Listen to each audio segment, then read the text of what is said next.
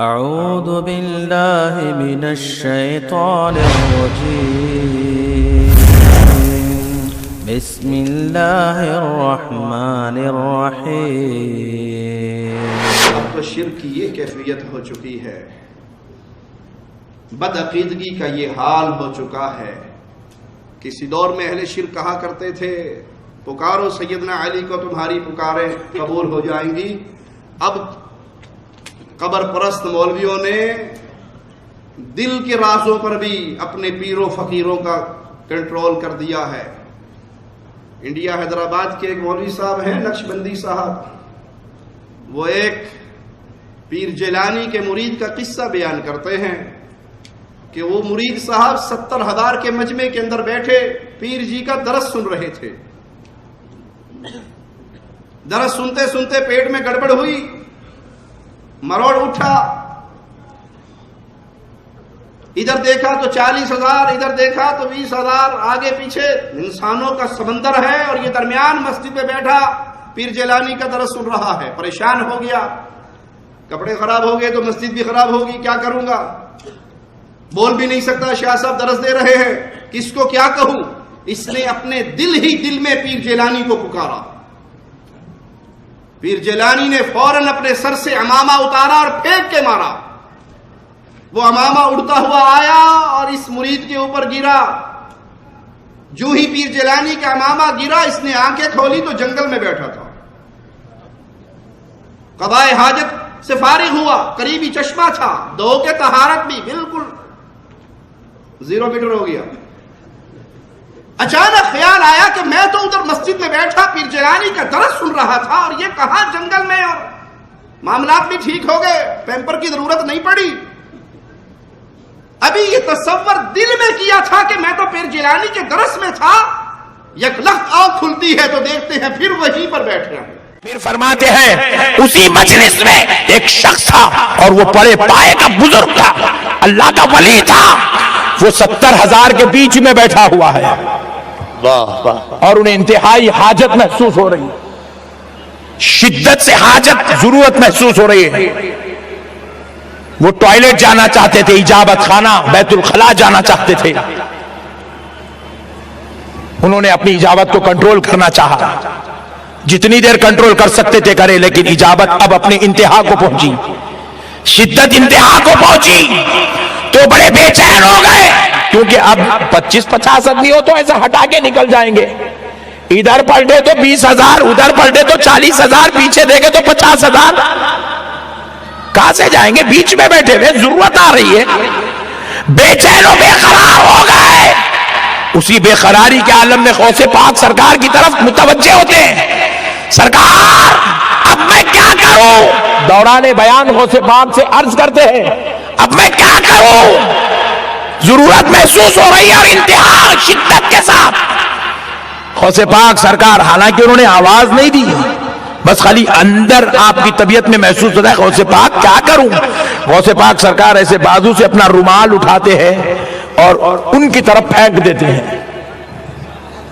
جیسے ہی پھینکے وہ رومال اڑتا ہوا ان کے اوپر جا کر گرتا ہے، اس بزرگ پر جن کو حاجت محسوس ہو رہی ہے۔ وہ فرماتے ہیں خدا کی قسم رومال قریب آیا، جب مجھ پر گرنے لگا تو میں اس رومال کے گرنے کے وجہ سے آنکھ یوں بند کیا، جیسے ہی بند کیا پھر میں نے جب آنکھ کھولی تو میں کیا محسوس کرتا ہوں؟ ایک جنگل میں بیٹھا ہوا ہوں، ادھر پلٹ کر دیکھتا ہوں انسان تو انسان، چرند پرند بھی نظر نہیں آتا۔ تو مجھے شدت سے ضرورت آ رہی تھی، میں نے ایک کونا دیکھا اور وہاں ضرورت کر لی، ضرورت سے فارغ ہوا، پھر ایک جگہ گیا، پانی ملا، وہاں سے وضو بھی کر لیا، وضو کر کے پھر میں نے سوچا کہ میں کہاں ہوں؟ غوث پاک کی مجلس میں تھا، یہاں کہاں گا؟ ابھی خیال کر ہی رہا ہوں، چہرے پہ سے رومال ہٹایا تو پھر غوث پاک کی مجلس میں بیٹھا ہوا۔ اور صفحے بھی خراب نہیں ہوئی۔ انا للہ و انا الیہ راجعون۔ اس دور کے مشرک کم از کم زبان سے پکار کر غیروں کو بلایا کرتے تھے، اپنی حاجات رکھتے تھے۔ آج کے دور کا قبر پرست اپنی جاہل عوام کو درس دیتا ہے کہ اب زبان ہلانے کی ضرورت نہیں، دل ہی دل میں اگر پیر جیلانی کو پکارو گے تو پیر جیلانی تمہارے دل کے رازوں سے واقف ہے، صرف واقف نہیں، وہ ایک لمحے کے اندر پوری کائنات میں ایسا تصرف بھی کر سکتا ہے کہ بندے کو مسجد سے اٹھا کر جنگل میں لے جائے، غسل کروا کے واپس مسجد میں پہنچا دے۔ انا للہ و انا الیہ راجعون۔ یہ شرک کی وہ غلاظتیں ہیں جس میں گرفتار ہونے کے بعد آج اسلام اگرچہ غالب ہے لیکن اسلام کا نام لینے والے اکثریت مغلوب ہو رہی ہے، کیونکہ وہ رسول اللہ صلی اللہ علیہ وسلم کے پیغام توحید کو بھلا چکے ہیں۔ ان کو پیغام کیا تھا، ان کو درس کیا تھا کہ تم نے جب بھی پکارنا صرف ایک اللہ کو پکارنا، جب مانگنا ایک اللہ سے مانگنا، سوالی بننا تو اللہ کے سامنے کلام الہی کے انداز پہ غور کرو۔ وَإِذَا سَأَلَكَ عِبَادِي عَنِّي فَإِنِّي قَرِيبٌ۔ اے محمد صلی اللہ علیہ وسلم، جب میرے بندے میرے بارے میں آپ سے سوال کریں تو پھر اللہ بہت قریب ہے۔ اللہ کے بارے میں سوال ہو، اللہ کہاں ہے؟ تو مالک نے پیارے نبی صلی اللہ علیہ وسلم کو حکم نہیں دیا کہ قل، آپ کہہ دیجئے، حالانکہ کلام الہی کا انداز بالکل یہی ہے۔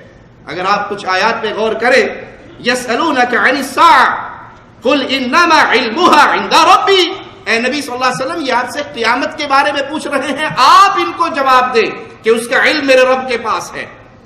یسألونک عن الانفال قل، اے نبی جواب دو، یہ سوال کر رہے ہیں آپ جواب دو۔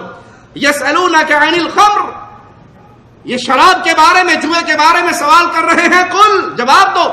یسألونک ماذا ينفقون قل، یہ آپ سے سوال کر رہے ہیں اللہ کے نام پہ کیا خرچ کرے، جواب دو۔